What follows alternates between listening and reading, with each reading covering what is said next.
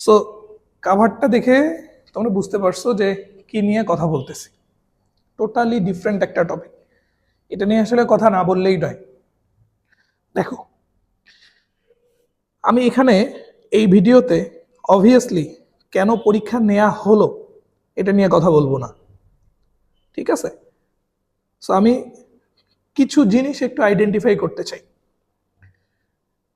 Number one, খুব মনোযোগ দিয়ে শুনতে হবে। সো আমি চাই এই ভিডিওটা যদি কোনোভাবে অথরিটির কেউ দেখে থাকেন, তাহলে কথাগুলো একটু ডিপলি থিঙ্ক করার চেষ্টা করবেন যে আমি আসলে কি বলতে চাচ্ছি। সো নাম্বার ওয়ান, এবার কথা ছিল কি যে অভিন্ন প্রশ্নপত্রে সারা বাংলাদেশের পরীক্ষাটা একসাথে নেওয়া হবে। তার পিছনে কারণ কি, যেন স্টুডেন্টদের মূল্যায়নটা খুব ভালোভাবে হয়, মেধা যাচাইটা একদম অ্যাকুরেটলি হয়। ওকে ফাইন, আমি বুঝলাম যে প্রাকৃতিক দুর্যোগের কারণে চিটাং ডিভিশনে পরীক্ষা নেওয়া যাচ্ছে না। সো চিটাং ডিভিশনে যদি পরীক্ষা নেওয়া না যায়, তাহলে সেম প্রশ্নে কিভাবে আর সবার পরীক্ষাটা নেওয়া হইল? অন্যান্য বোর্ডগুলায় তো পরীক্ষা নেওয়া হয়ে যাচ্ছে, এরপরে চিটাং ডিভিশনে যখন পরীক্ষা নেওয়া হবে, আদৌ কি এই প্রশ্নপত্রে পরীক্ষা নেওয়া পসিবল? নো ডাউট, কখনোই না। অন্য কোনো প্রশ্নপত্রে পরীক্ষা নেওয়া হবে। তাহলে যে উদ্দেশ্যটা ছিল, সেই উদ্দেশ্যটা কি সফল হইল? হইল না। তাহলে উচিত কি ছিল? পুরো এইচএসসি পরীক্ষাটা কয়েকদিনের জন্য স্টপ করে দেওয়া। বন্যার সময় অ্যান্ড এই বন্যার পরবর্তীতে স্টুডেন্টদের মেন্টাল হেলথ গ্রো করার জন্য কিছু টাইম দিয়ে দেন একসাথে আবার সবার পরীক্ষা শুরু করা উচিত ছিল। ওকে, সেটা করা হয়নি, ফাইন। এবার আসো কোশ্চেন নিয়ে।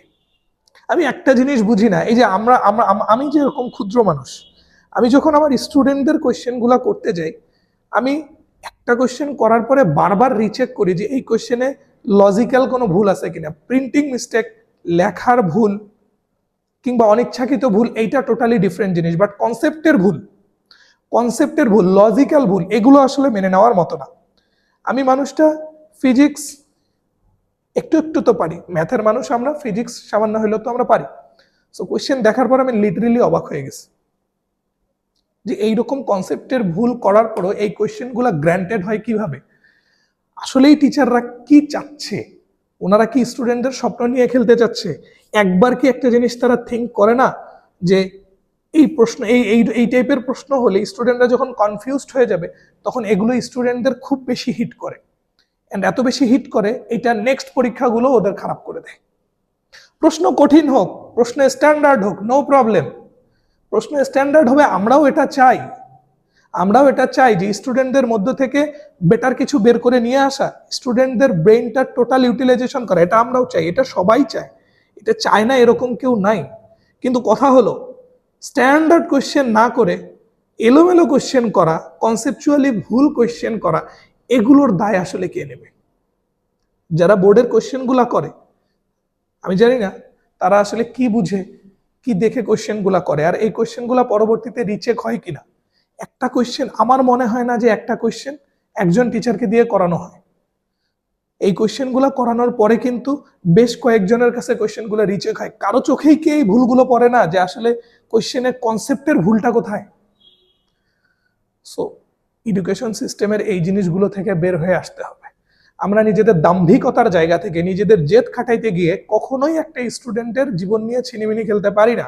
বুঝতে হবে এইচএসসি এইটা একটা স্টুডেন্টের লাইফের সব থেকে ইম্পর্টেন্ট পয়েন্ট। এটার কারণ কি, এইচএসসিতে সে যদি ভালো করতে না পারে, তাহলে এডমিশন টেস্টে সে ভালো পয়েন্ট নিয়ে পরীক্ষা দিতে পারবে না।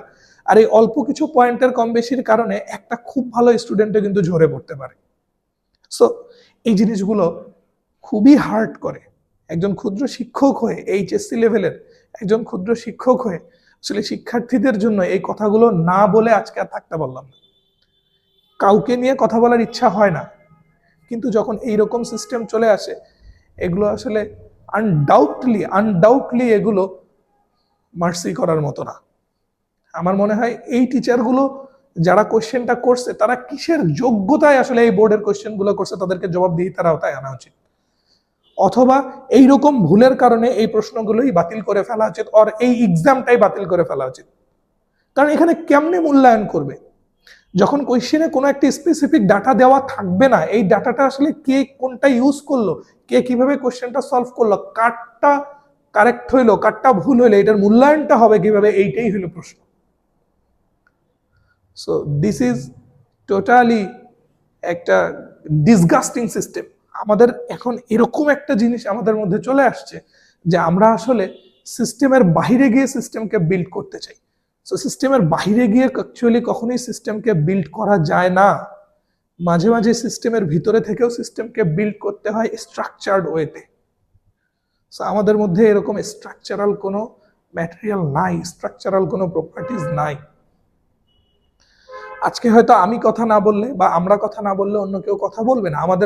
আমার মনে হয় এই জিনিসগুলো আমাদের এখন খুব লাউড অ্যান্ড ক্লিয়ারলি বলা উচিত যে এডুকেশন সিস্টেমে আমাদের অবভিয়াসলি যারা এক্স্যাক্টলি এম্পাওয়ারফুল পারসন, সত্যিকারেই যারা আমাদেরকে নিয়ে ভাবে, স্টুডেন্টদেরকে নিয়ে ভাবে, তাদেরকে আসলে এই জায়গাটাতে বসানো উচিত।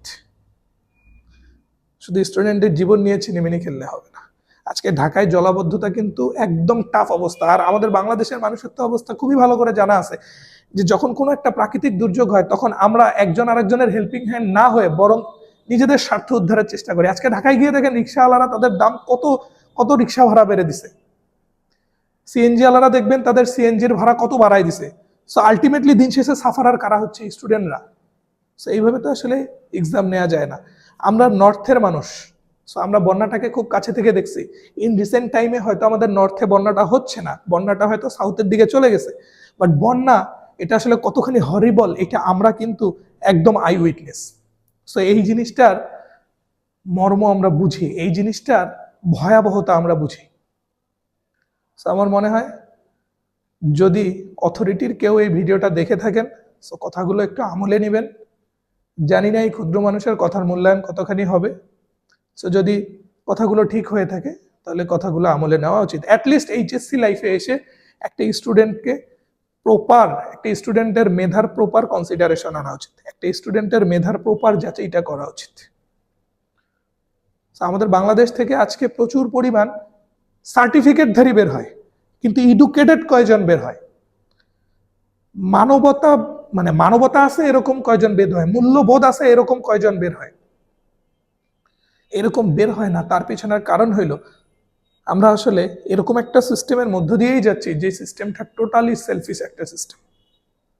সো বেশি কিছু বলার নাই। এইচএসসি 26 তোমাদের কাছে ভাইয়া অবভিয়াসলি ক্ষমা চাচ্ছে, কারণ ভাইয়ার যদি কিছু করার থাকতো তাহলে হয়তো ভাইয়া করতে পারতো।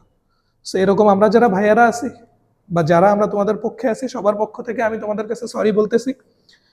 সো তোমরা নেক্সট পরীক্ষাগুলো একটু মাথা ঠান্ডা করে দাও। কি আর করবা, সিস্টেমের মধ্যে আসো। সো এই সিস্টেমটাকে মেনে নেওয়া ছাড়া তো আর কোনো ওয়ে নেই। সো যদি সিস্টেম চেঞ্জ হয় তাহলে তো ভালো, না হলে তোমাকে এই সিস্টেমের মধ্যেই থাকতে হবে। একটু মাথা ঠান্ডা করে বাবা নেক্সট পরীক্ষার জন্য পড়াশোনা করো। So thank you everyone. আসসালামু আলাইকুম।